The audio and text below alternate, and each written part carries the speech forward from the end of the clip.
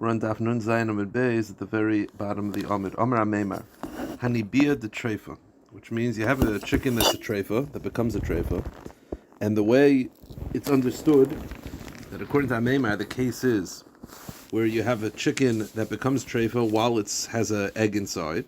Shichla Kama Asura. The eggs that are inside the chicken when it becomes a treifa is aser. The reason being is because Ameimar is under the impression Uber Yerach Imai, which means that when the chicken became a treifa, every part of the chicken became a treifa, including the eggs. But mekan ve'elach. But the eggs that the chicken lays afterwards, havelei zev is a garim motor. What this means is like this. Ameimar is under the belief, even though we had a discussion yesterday, he's under the belief that, at least this version of Ameimar, is that a treifa can give birth. So it's possible for a chicken that's a treifa to have subsequent eggs. So the eggs that it had at the time that was a part of the chicken, uber yerach imai, those become treifa as well. But the eggs that they have subsequently is mutter. Why would it mutter? It came from a treifa animal. The answer is, this is the concept of zev zagar, which means when you have something that is only partially attributed to Isser, but partially to Heter, every egg that, at least it's fertilized, it comes from a chicken, which is a treifa. This chicken happens to be a treifa, but it also comes from the rooster. That's not a treifa. So the DNA of this egg is a combination. It's zev zagorim. So it's possible to have subsequent eggs. So the egg that it had at the time is a treifa, but the subsequent eggs, and it's possible to have subsequent eggs is zev zagorim mutter. Rashi has from the following brisa. The brisa says two halachas. The brisa says, as we'll see in a moment, it's a machlokes tanoim. If you have a vlad treifa, whether the child of a treifa cow can be brought as a carbon, okay, and then it says shavin. Both tanoim agree, bebeas treifa she'asura, that the egg of a treifa is aser. Why? B'vnei she'gadla be'iser. Because this was developed in a treifa animal. Now, it's understood from the Gemara. The Gemara, as we'll point out in a moment, we assume that we're not talking about the original egg. The Brisa says, everyone agrees that the egg is a problem if it was nisgadel b'treifa. Now, it says nisgadel. It doesn't say gomra. It doesn't say that it finished in a treifa animal, which means this is referring to subsequent eggs. The lashon applies subsequent eggs. We said before in the Meimar Shita, subsequent eggs are mutter, because zev zagorim. But this is talking about subsequent eggs, and it says it's aser. So how do you explain that? What about zev zagorim, which means that it's partially from the chicken, but it's also partially from the rooster? So how do you explain this? So the Gemara says, very, very simply, if a taka was a fertilized egg, which is partially from a chicken, partially from a rooster, would taka be okay, because zev zagorim. The reason why it's a problem is this is talking about a chicken that lays eggs without a rooster. Chickens can lay eggs every day. And therefore, there's no zev zagorim. It's just zagorim. It's just from a treifa. The answer is hasam b'desafna ma'ara. Now the Gemara says, how do I know that it's referring to subsequent eggs? And therefore, we have to say it's talking about unfertilized. Maybe it's talking about the original egg that's in the chicken when it becomes a treifa. The lishni lebeshich lekama. The answer is the lashon. It says godla. Godla implies subsequent eggs, because if it was talking about the eggs that was at the time that it became a treifa, it would say gomra. Okay. Now, so according to Ameimar, at least this version, the original egg inside is a problem. The whole potential heter is subsequent eggs, because zev zagar mutter. So the Gemara just has to speak out. I told you before, it's a machlekes tanoim, whether vlad treifa can be brought as a carbon. Everyone agrees that the subsequent eggs are a problem because they're unfertilized. But the vlad treifa, that's a machlekes. So what's the machlekes about? So let's just speak it out. According to Ameimar, the only room for the shaila is we're talking about subsequent eggs, so we're talking about subsequent animals, subsequent babies. We're not talking about a baby cow that was in the mother's cow when it became a treif. We're talking about subsequent fetuses. So what's the machlokes? The machlokes is dafka zev zagorim. Is zev zagorim mutter or is zev zagorim aser? If you hold zev zagorim mutter, then it's mutter because you have the cow and the bull. The cow is a treifa, but the bull is not, so zev zagorim mutter. And the other Tana who says it's a problem is zev zagorim aser. So we're talking about subsequent babies, and the machlokes is zev zagorim. Lahad Tanya vlad treifa. Rav Elazar Oimer lo yikrav gam mezerach. Rav Elazar says the vlad treifa is not eligible as a carbon. Yeshua Amar Yikarev. Yeshua says it is. So Adam, this is for you to figure out. So it's a machlokes of Eliezer and Rav Yeshua. What's the machlokes about? But my kiniflagi. B'shenitcha v'loisef ibra. We're talking about a case where the animal became a treifa and then have the subsequent babies afterwards. Because again, also Amemar believes that you could have babies, treifas can give birth. So what's the machlokes? Rav Elazar says Zagayim Aser, Rav Yeshua says Zagayim Mutter. It says the Gemara just has a quick point. I get it. It works out well. Everyone agrees that you could have babies after it's a treifa, and everyone agrees we're talking about subsequent babies, and the machlokes is Zagayim. I get it. Totally get it. The question is though, if it's a machlokes of Rav Yeshua, whether the animal is kosher or not. Rav Eliezer says it is. Rav Eliezer says that it's not kosher, and Rav Yeshua says it is. Why do they argue about whether it's eligible as a carbon? It's the same exact shaila. Instead of a carbon, whether you could eat it. So just instead of mentioning carbon, just mention stam kosher treif. Says the Gemara at the miflagi ligvaya lisni liflig behedyet. The Gemara says lahediacha koiched Rav Yeshua. The reason why you're right, it could. It picked a carbon is to tell you the chiddush of Rav Yeshua. Afil ligvaya namishar. The Rav Yeshua is saying not only is it kosher for an individual, it's kosher even for the mizbeach. Says the Gemara, I get it. You picked a carbon, the example of a carbon, because that's a bigger chiddush. Why not pick as an individual and say a bigger chiddush of Eliezer is strict even for an individual? The Gemara famously says, anytime you have an option to say a chiddush, and the option is to say a heter, you're always going to go heter. Now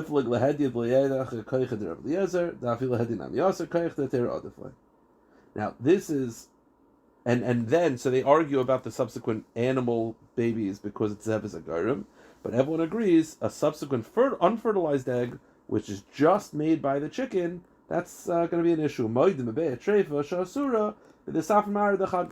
Very good. Now this is all because we had the version that Amemar believes that a treifa can give birth, and he was referring to subsequent eggs, and subsequent eggs is totally in zev agarim, and that led to this machlokes. The truth is, let me say it out so we see it inside. The truth is there's a different version of Amemar. That Amemar really holds that treifas cannot give birth. So there is no subsequent eggs. There's only the egg at the time that it became treif. So now we have to redo the machlokes. That the machlokes of Eliezer and Rav Yeshua is not subsequent fetuses. It's fetuses that were in the womb at the time of the treifa, because there's no subsequent ones, because it's a treifa. So the Gemara is going to say, so now how do you read it? So the Gemara says, let's redo the machlokes and do everything that we did, assuming that a treifa cannot give birth. Ravacha savaluk Ravacha beYaakov. Umasla dememet gomer. Ravacha holds like Ravacha beYaakov that a treifa can give birth, and therefore he has the version that we've already done. But Ravina loy savaluk Ravacha beYaakov. Ravina holds that treifas cannot give birth. So now we have to redo Amemar, and then we have to redo the machlokes. Now let's redo Amemar. Omar Amemar.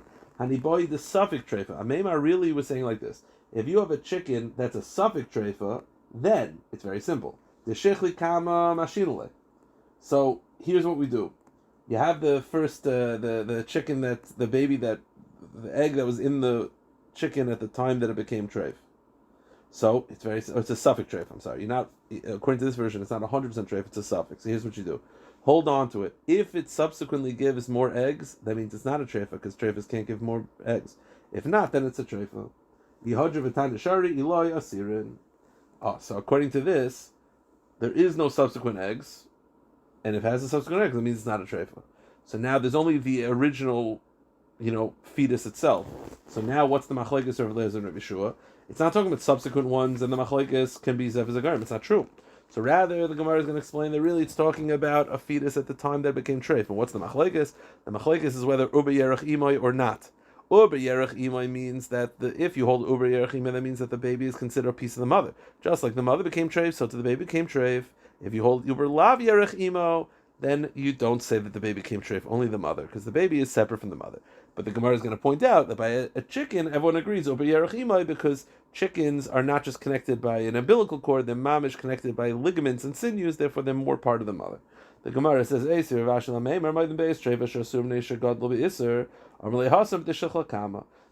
when the Brisa says that they both agree that the egg is a problem, it's talking about the original egg. There is no subsequent eggs. Wait a minute. The way I know that it's talking about subsequent eggs, if you remember we did previously, is from the word gadla, and it should say gamra. Say it's a tani gamra, so change the girsa. But according to this, now we have to reimagine the machlokes of Eliezer and Yeshua. Vlad trever Eliezer and Yikra v'gam mizbeach. Rav Yeshua Yikra Ma'ika miflagi. So what's the machlokes? The Gemara says b'she'ibril b'seif nishrafa. The machlokes is that the baby was in the womb at the time of the treifa. Rav Eliezer Sover Uber Yerech Imahu, Rav Yeshua Sover Uber Lav Yerech Imahu. Good.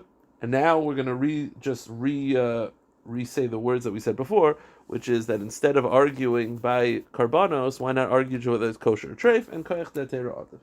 Yihachi ad demifl g'lavoya liflik v'hedyet. And just to finish off the brisa,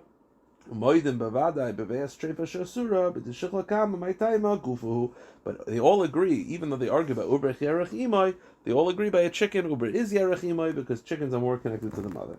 The hilchasan, how do we paskin? That a male animal, obviously no giving birth by a male animal, so the way to tell it's a treif is wait 12 months. If it survives 12 months, it's not a treifa. If it doesn't, it is. And b'nekeva, and regarding a female animal, kol sheni ledes, you don't have to wait 12 months. You just look. If it gives birth, it's not a treifa. Okay. Am Ravuna, kol beri yashem bayetzim. Any animal that doesn't have bones, i.e., insects or worms, all insects or worms, ein miskayim shemes achodesh. Insects or worms cannot live longer than 12 months. So if you see a worm, that means it's under 12 months old. So what's the nafkamina? Amra papa, shma min amid Ravuna. It's relevant to the Shita of Huna, the Amar Shmuel, Kisha shetlua bi'iveha asura. Okay, so the halach is like this. Not every worm is a problem. It's only a problem if the worm ever stepped foot on the ground. Now, most worms that you've seen have been on the ground before.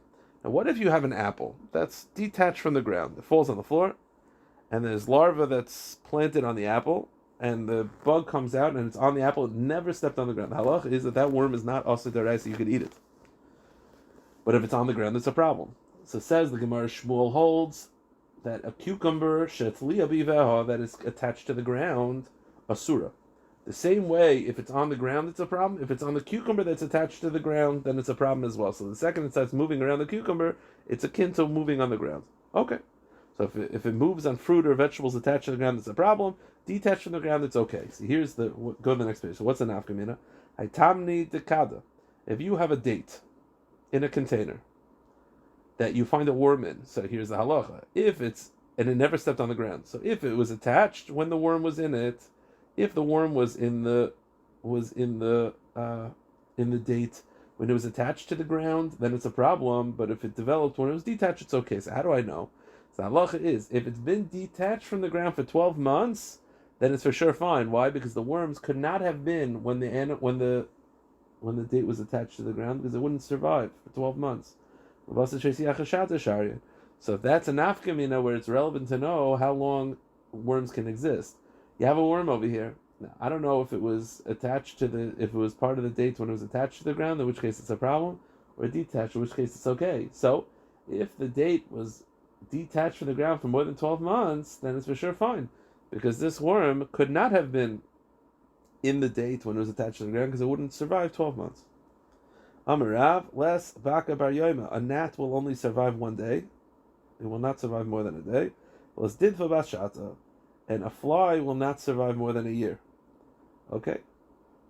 So a gnat has to die within a day.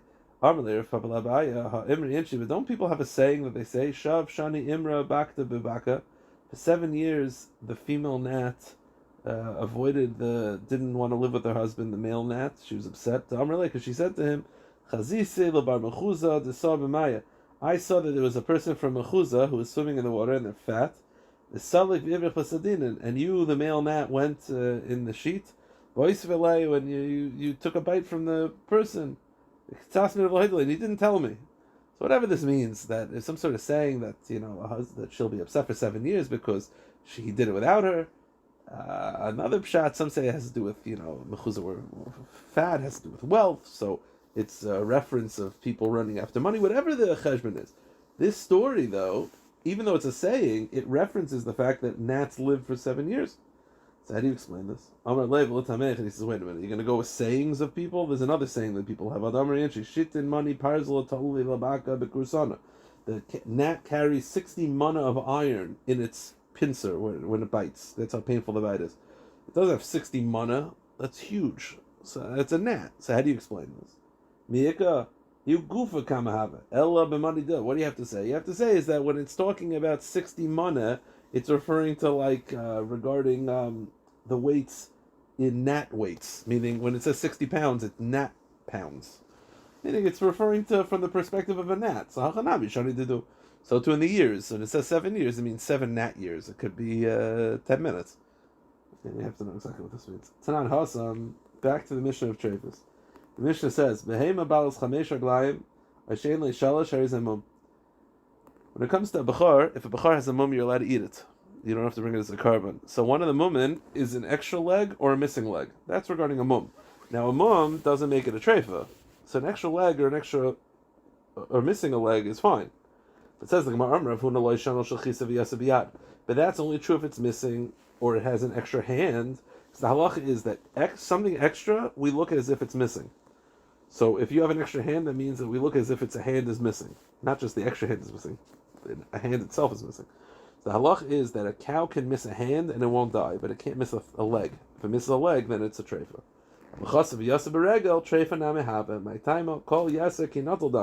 Because anything extra, it's as if it's missing. He chivsa. There was a chavasa, which is a type of animal. Sanya divi.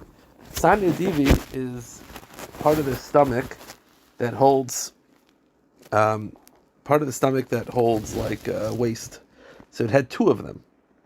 The tar from the Rav Huna. So Rav Huna said it's treif because Rav Huna said, based on Rav Huna, Ravina said it's treif based on Rav Huna because Rav Huna's point is that extra limbs is as if you're missing. So it's as if it's missing the Sanya divi. But says the Gemara, if the two Sanya divis are not like adjacent next to each other, but they're just one long continuous one with with an opening in between, then it's fine because then we look at it as one long Sanya divi as opposed to two separate ones. Gufta, there was an animal that had a tube of flesh that was extending between the bekasi and the huvlita. Between the two stomachs, there was an extra strip of flesh. So Rav Ashi thought it was treif because if it's extra, that means it's as if it's missing. Amalei Rav Huna bar Rav Ashi says no, it's not an abnormality. Apparently, a lot of these animals have it. It's a new thing that a lot of animals developed, and therefore it's not a treifa. This is an extra tube of flesh between those two stomachs. Gufta, there was another animal that had this extra tube of flesh. But it was from between the bekasi and the karsa, which is different parts of the animal. So Mar Rav Ashi says, oh, it must be kosher. Because we just got finished saying that it's normal. So he says, no. The Gemara says, not all extra strips of flesh are normal. Amar le Rav Oishia otu kula b'chodem achita machtinon heichad itmar heichad loy itmar. Sometimes, if it's normal, it's normal. If it's not normal, it's not normal. Just because it was normal for one time doesn't mean it's normal for a second time. Hey, Nasim bar Shila bar Tabachia did Tzipur lifnei Rabbi. Al shnei b'nei mayim yoytzim b'nei hema ke'echad. He had a maisa that the animal had two sets of intestines. He says she treifa because if it's extra, it means as if it's missing both intestines. But regarding a chicken, if it has an extra one, it's fine. When is it true? When the two intestines come from two different places of the stomach. But if they're adjacent to each other, and within a finger length, they go back to one tube. Now, what does it mean within a finger length?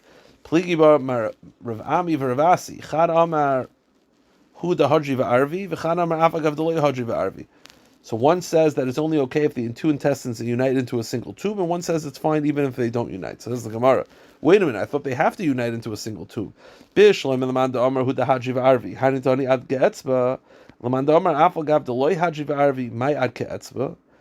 ad ke'etzba milamata. It means everyone agrees that it has to go back to single tube. The question is when. One opinion says as long as it gets back at any single point, it's fine. Ad ke'etzba milamata. Even if it's the last finger length, so it's two tubes all the way until the last finger length, then it becomes one, that's fine. The other opinion says no, it has to do right away, it has to go back into one tube. Rav Yehuda said that if an animal is missing the feathers, it's puzzle. Rabbi Yechanan, Rabbi Yehuda, Rabbi Shmuel, Rabbi Yehuda holds that if it's missing the feathers, it's a problem. It's treif, because missing the feathers is like missing skin. Says the Gemara, Rabbi Yehuda and Rabbi Shmuel say the same thing. Now, Rabbi Yehuda Adarma, we know Rabbi Yehuda Shita. Where is Rabbi Shmuel? It's not Rabbi Shmuel Omer hanoitzim it's derefes. Rabbi Shmuel said that when it comes to pigul, right, Yechayev, if you said you're going to eat a kazayis of basar chutz l'zmanai, or chutz l'mkaim, let's say chutz l'zmanai, I said it's pigul. Rabbi Shmuel said, let's say I said I'm going to eat half of a kazayis of basar and half a kazayis of the feathers. The halach is mistarf together. So they're both saying the same thing. Rabbi Yehuda is saying that the feathers are considered flesh when it comes to treifus, that if it's missing feathers, then it's treif. And Rabbi Shmuel said the same thing, but regarding pigul. And the Gemara assumes they're the same. The Gemara responds, no, they're not the same at all. You could argue they're unrelated. Pigul is a shaila of what's considered achila. Treifa is a shaila of will the animal survive. You could argue that the feathers are essential, but they're not considered flesh. And you could argue by pigul that they're considered flesh, and they're not considered flesh by treifa. They're completely two separate sugis. The Gemara says, no, adkan loy. Amarav, dilmaloihi. Adkan loy kamarav Yehuda hachel treifa. Deleka midi magnala. Could be Rabbi Yehuda only said the shita that you need the feathers because they protect the bird. Therefore, they're essential for treifas. Avlinin ifgule. But when it comes to pigul, who said that he's considered pigul means basar? That's not basar. Vad kan lekam Rabbi Shmuel Hasam. Elinin ifgule. Avlinin treifa. Igune loy magin. But the Gemara says when it comes to pigul, treifa, then agune loy magin. Okay, new Mishnah. Achuzas adam. If an animal has too much blood. It's a type of ailment that has too much blood. Hamushenes, or if it inhales smoke. Hamutsunenes, or it gets cold. Vishacha hardufuni, or it eats hardufni. Hardufni is something that, definitely for people, it's harmless to people, but it's a toxin to animals. Or sha'acha tzayis hatarnagayim, or it eats chicken droppings, which is toxic. Or sheshasas ma'amaroim, it drinks bad water. Kshera, all of these things are kosher. Meaning, the life is in danger, but it won't actually cause any internal issues. All right, interesting. Meaning, a treifa is not just an animal that's going to die. It's an animal that's going to die because of a defect. These are not going to cause a defect. It's just the animal will die, but it's not going to cause a defect. If it ate poison to humans, or it was bitten by a snake, Muteris mishum treifa. It's not going to be a treifa of asur mishum sakonis nefashis. It's not a treifa, but you can't eat it because it's dangerous, because the poison might get to the person. Amar Shmuel halita chiltis. If a person fed an animal chiltis is a very, very sharp type of morer, but a very, very sharp one. Treifa. It's treif because it could actually perforate the intestines. Ma'itaima de min kavu l'mayna, because it could puncture the digestive tract. Masav Rav Shizbi has a kash on this. There's a brisa. The brisa has two differences. One of what we just mentioned with chiltis, and also there's one aspect that's not like the Mishnah. The brisa says, "Achuza sadam." If an animal has too much blood, mushanes, or it's inhaled smoke, v'shachar dufuni, v'shachar tzoyis tarnagoyim. That's all the same so far. V'shasa ma'amaroim, or helita tia, or if you fed it tia, or chiltis, or palpalin, or achla sama maves kshera. Now, two things. You see over here that first of all, chiltis is not a treifa. Also, it says sama mavis is kosher, even though in our Mishnah, it said it's kosher, but it said that you have to avoid it because of danger. No mention of danger over here. Then it says, ikicha nachash, if a poisonous snake bit it, or shenachsha kelev shaita, or if a crazy dog bit it, muteris mishum treifa, asur mishum sakonis nefashos. So kasha chiltis achiltis, so we have one contradiction in chiltis. The brisa says chiltis will not cause it to be a treifa, but Shmuel said it would. And kasher sama mavis is sama mavis, and we have a contradiction by poison. Our brisa said that it's poison will not cause a treifa, and it mentions no reference of avoiding it for danger, but our Mishnah says it is dangerous. So the Gemara says, chiltis achiltis like kasha.